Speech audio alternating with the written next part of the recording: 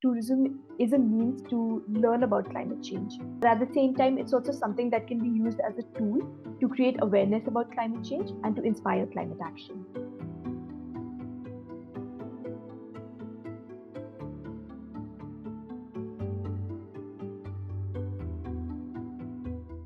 So, according to the UN WTO, tourism contributes at least 1 in 10 jobs worldwide, and that's just the formal sector.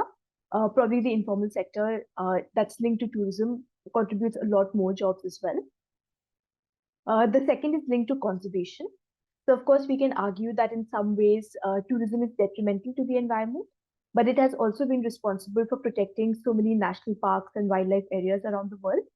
Because tourism generates an income that allows these parks and these natural areas to be protected, because tourism itself is driven by nature, by biodiversity, and so forth.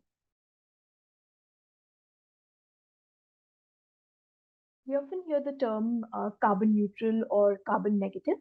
But in the context of travel, it's very hard to actually come down to being zero emissions or negative emissions, even though that's the goal that we do have in mind for the industry. You decide to stay in an accommodation that's environmentally responsible. So maybe they run entirely on renewable energy. You eat food that is largely plant-based. So you avoid any kind of meat and dairy. And you participate mostly in activities that are low carbon. You do bicycle rides or you walk mostly. But even if you do that, the emissions won't be zero because there are emissions involved in the manufacturing of that public transport, in the fuel that is used for that public transport, or even for the making of the solar panels that are powering your accommodation. Um, and so, in that sense, your footprint will never be zero. But I think carbon conscious travel is travel that recognizes that tourism has a carbon footprint that needs to be reduced as much as possible. And so, what India should do is really have a climate vulnerability assessment for its most ecologically fragile areas, both in the mountains and on the coast, and then be able to identify hotspots where it needs to take action to build climate resilience so that in the future, when there are natural disasters, we are already really well placed to one, reduce their impact, and to be able to bounce back from them. So basically, get a group of experts together to understand what are some climate impacts that are expected in these regions. So, for example, by studying the flooding maps of the world, looking at IPCC data, looking at climate change projections, and really understanding what are the risks. So that would allow us to focus on areas that are, really vulnerable and really fragile, and to take action in such a way that in the long run we build resilience against.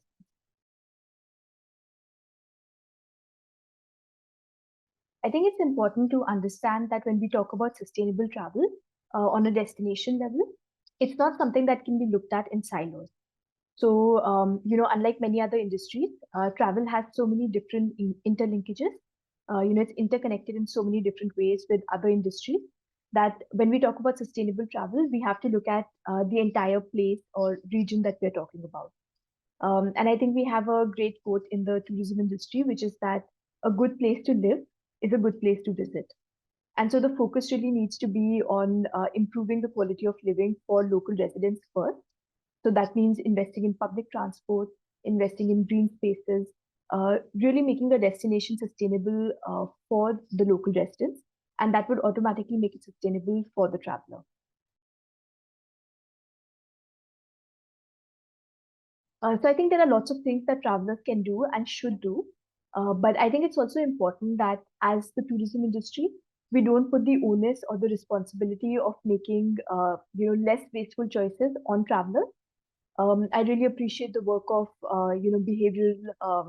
behavioral scientist Milena Nikolova, who has come up with this theory that in order to accelerate sustainability, we need to make sustainability the default option. And this is a very tricky question. How do you restrict traveler numbers? I mean, one, I think the success metrics themselves need to be changed. For example, in India, we're still always looking at tourism success by analyzing tourism growth or tourism numbers or arrival numbers.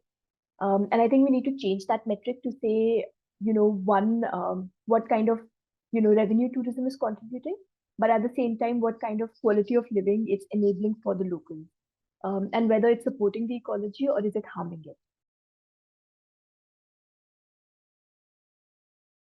So I think what tourism destinations across India and I guess across the global south and the world need to do is try to look at try to take a step back and take a more macro view of the impact of tourism. So something that I found really inspiring is Megan Eplerwood's work. She founded the International Ecotourism Society way back in the 80s. And she talks about the invisible burden of tourism, which is essentially the aspect of tourism that we don't really consider when we look at its impact on a destination. So, invisible burden can be the waste impact of tourism. It can be the way it's drawing away water resources from the community. It can be the negative externalities on the environment, on the local culture, on the living culture. And so we really need to take a broader picture of tourism. So of course it has economic contributions to a destination. Of course it generates livelihood, but we can't stop there. We need to also look at the economic implications of managing the waste that's generated by tourism, the economic implications of managing the water that's consumed by tourism, and then we'll get a truer picture of what is tourism's real actual contribution to a place's GDP. And so tourism needs to be developed in a way that is in consultation with the local community, where there is ownership and there is benefits for the broader community through tourism.